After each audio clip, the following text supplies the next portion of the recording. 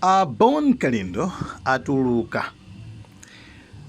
ndithu pa belo komanso iwowa ndithu aziyenderabe kumene ku polisiku chifukwa nkhaniyo sikuti atha, ngakhale kuti iwowa nkhanizo zosokonezazo azikana mlanduwo aukana, koma ndithu aziyenderabe choncho yetu nde it's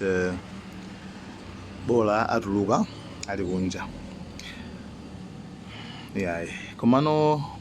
paliso kankhani kena kamene mwina dzulo kanatiphonya kuti tikunale makiki dzulo makiki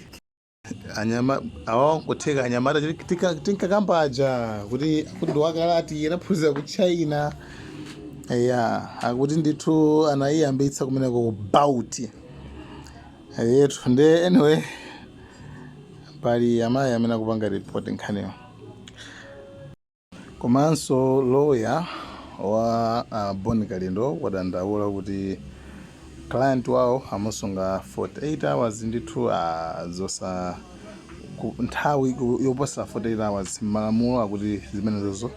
akuti munthu amuphwanyira ufulu. Nde lawyer wa Bon Kalindo nayenso wadandaula dandaulo limenelo.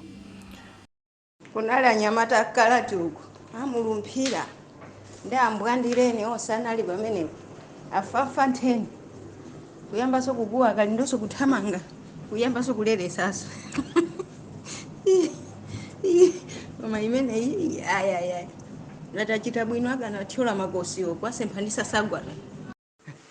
Ndunena zona atu sa anthu nanga amangozungulira kupita polisi kuno kulibe, polisi kuno kulibe. Ndege nakwena kuti iyayi aligweli ya 12 kupita kuja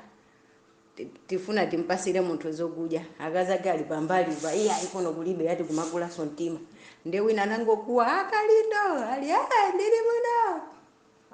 anthu ena musero wawa ndili nawo muno anthu mene anakwira ambwandira atu alisimakana kuti kulibe kuno ndafafa nthenitu anthu iyayi abale kena kuatuluka iyayi asiyene amene anthu athibula iyayi basi jani ndakazani sima anthu atopa wina anangokuwa Kalindo ali ndili muno akaidena awa tili nawo muno anthu mene alumphira mbwandire netu uthibule nawo iya kunali waka gwira ena amfinya pakhosi ena anthu kunali kuthibula ofunika koma athibula choncho asiyeji bwana inapomoka ya thibulirwa uko za thibula choncho kwafafantha ana achibwana akongeresa